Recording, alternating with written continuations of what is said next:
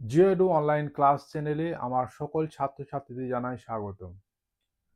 তোমাদের দশম শ্রেণীতে যে ক্লাস শুরু করেছিলাম, বহির্জাত প্রক্রিয়া ও তাদের দ্বারা সৃষ্ট ভূমিরূপ, সেই চ্যাপ্টারের প্রত্যেকটা পয়েন্ট আমি আলোচনা করব। তোমরা ভিডিওটাকে ভালো করে মন দিয়ে শুনবে এবং বোঝার চেষ্টা করবে। কোনো রকম বুঝতে অসুবিধা হলে আমাকে অবশ্যই জানাবে। আজকে আমি যেটা আলোচনা করব সেটা হচ্ছে নদীর কাজ। আমি আগের দিন আলোচনা করেছি আগের ভিডিওগুলোতে আলোচনা করেছি বহির্জাত প্রক্রিয়া কি, বহির্জাত প্রক্রিয়ার শক্তিগুলি কি, সেগুলো আলোচনা করেছি। এবং নদীর যে কাজ, সেই নদীর কাজ অংশের প্রথম অংশ নদী। নদী কি, নদীর গঠন কিরকম, অর্থাৎ একটা মানুষের শরীরে যেরকম হাত পা আছে, নদীর একটা প্রবাহ একদম উৎস থেকে মোহনা পর্যন্ত তার যে গঠন, কি কি অংশ আছে, সে অংশগুলো আমি আলোচনা করেছি পূর্বের ভিডিওতে। তোমরা কার্ডে গিয়ে দেখতে পাবে ভিডিওটা।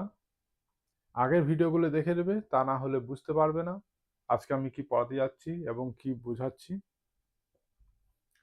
আজকে আমি নদীর কাজ অংশে নদীর যে কাজগুলো আছে, নদীর কাজ কি কি লিখেছি আমি। নদীর ক্ষয় কাজ, ক্ষয় করে,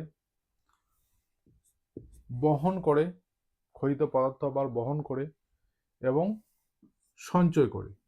একটা নদী উৎস থেকে একদম মোহনা পর্যন্ত তার এই তিনটি কাজ হয়।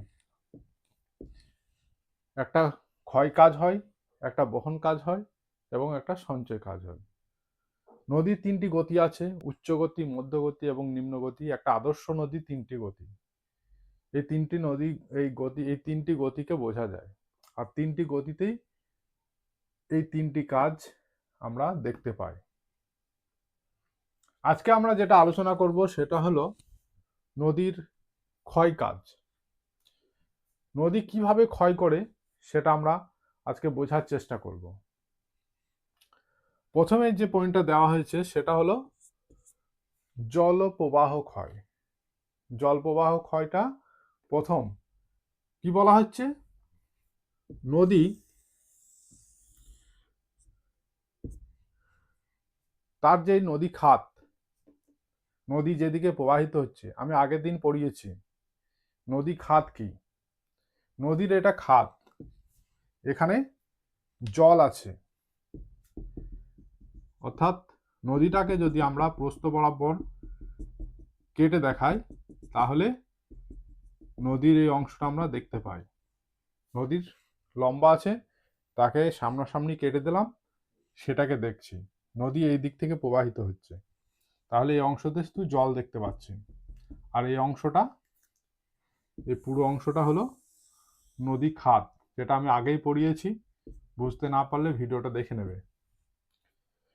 এখানে নদী প্রবাহিত হওয়ার সময় এই যে নদী প্রবাহ, যেটাকে জল প্রবাহ বলছে, এই জলপ্রবাহের যে একটা শক্তি আছে, সেই শক্তির ফলে নদীর যে গতিপথে প্রবাহিত হচ্ছে, অর্থাৎ নদীর যে ভূমির উপর প্রবাহিত হচ্ছে, এই অংশগুলো এই অংশগুলো তলদেশ এবং পার্শ্বদেশ, এই অংশগুলোতে যখন ক্ষয় করছে নদীর জলের প্রবাহের ফলে, তখন সেই ক্ষয়টাকে কি বলা হচ্ছে,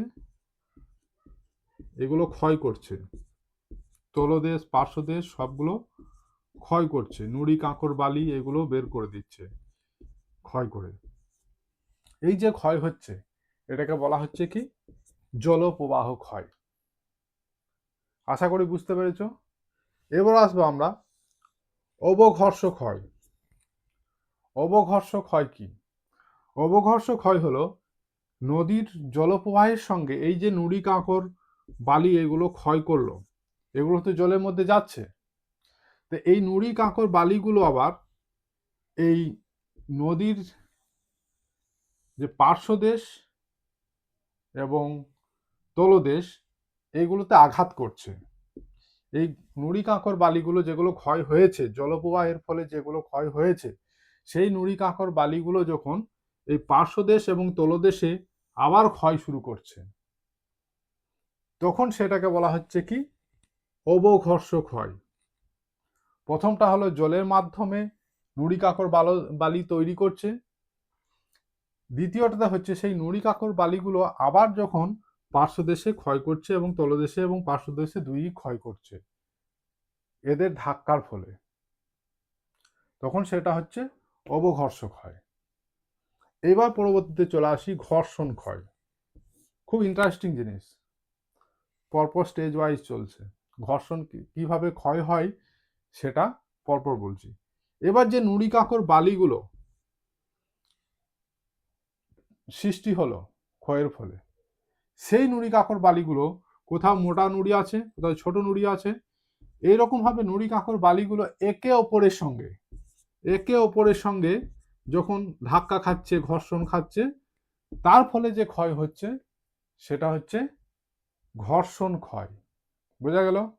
আবার বলছি, অবঘর্ষ ক্ষয়ের ফলে এবং জলপ্রবাহ ক্ষয়ের ফলে যে সব নুড়ি কাকর বালিগুলো তৈরি হলো, সেই নুড়ি কাকর বালিগুলো যখন একে অপরের সঙ্গে যখন ধাক্কা খাচ্ছে বা ঘর্ষণ খাচ্ছে, তার ফলে যে ক্ষয় হচ্ছে সেটা হচ্ছে ঘর্ষণ ক্ষয়।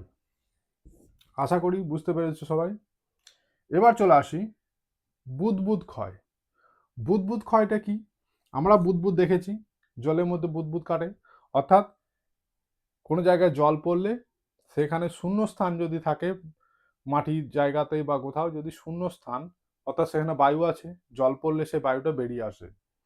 এই জল প্রবাহিত হওয়ার সময় নদী প্রবাহের যে খাত, সেখানে কোথাও যদি একটা ফাটল থাকে, যদি কোথাও ফাটল থাকে, ফাটলের মধ্যে বায়ু থাকে, এইবার এই জল এসে এখানে প্রবেশ করলো, একবার প্রবেশ করলো বুদবুদ হলো, আবার প্রবেশ করছে, আরো একটু ভিতরে যাচ্ছে, এরকম ভাবে বারবার হতে হতে এখানে একটা বিশাল ধরনের একটা ফাটল তৈরি হলো। তার ফলে একসময় দেখা গেল এখানে ফাটলটা ভেঙে, মাটিটা ভেঙে গর্তের সৃষ্টি হলো। তার ফলে যে ক্ষয়টা হচ্ছে সেটা হচ্ছে বুদবুদ ক্ষয়। আশা করি বোঝাতে পেরেছি। এবার লাস্টে যেটা আসছে সেটা হচ্ছে দ্রবণ ক্ষয়। দ্রবণ ক্ষয়টা হলো, কথাটা বোঝা যাচ্ছে, দ্রবণ কোনো একটা মিশ্রণ আছে, জলের মধ্যে ক্যালসিয়াম জাতীয়, লবণ জাতীয় এই সমস্ত উপাদান থাকলে যে ক্ষয় হয়, ক্যালসিয়াম, লবণ এই ধরনের উপাদানের ফলে যখন এই নদীর পার্শ্বদেশে অর্থাৎ খাতের পার্শ্বদেশে যে ক্ষয় হয় সেটা হলো দ্রবণ ক্ষয়। আশা করি এই কটা 5টা যে ক্ষয়ের কাজ, নদীর যে ক্ষয়, সেগুলো তোমরা বুঝতে পেরেছ। যদি কোনো রকম সমস্যা হয়ে থাকে বুঝতে, তাহলে আমার কমেন্টে অবশ্যই জানাবে। আর পূর্বের ভিডিওগুলো দেখার জন্য আমার প্লেলিস্টে গিয়ে ভিডিওগুলো দেখে নেবে। আমি প্রতিদিন প্রত্যেকটা ভিডিও তোমাদের চ্যাপ্টার ভিত্তিক আলোচনা করছি, তাই ভিডিওটাকে দেখার জন্য এবং আমার সঙ্গে যুক্ত থাকার জন্য চ্যানেলটাকে অবশ্যই সাবস্ক্রাইব করে নাও যারা মাধ্যমিক পরীক্ষার্থী আছো। এছাড়াও আমি 9 ক্লাস এবং 11 এবং 12 ক্লাসে ভূগোল আমি অনলাইন ক্লাসে দিয়ে থাকব। পরবর্তী ভিডিওতে আমি বহন কাজ এবং সঞ্চয় কাজ নিয়ে আলোচনা করব।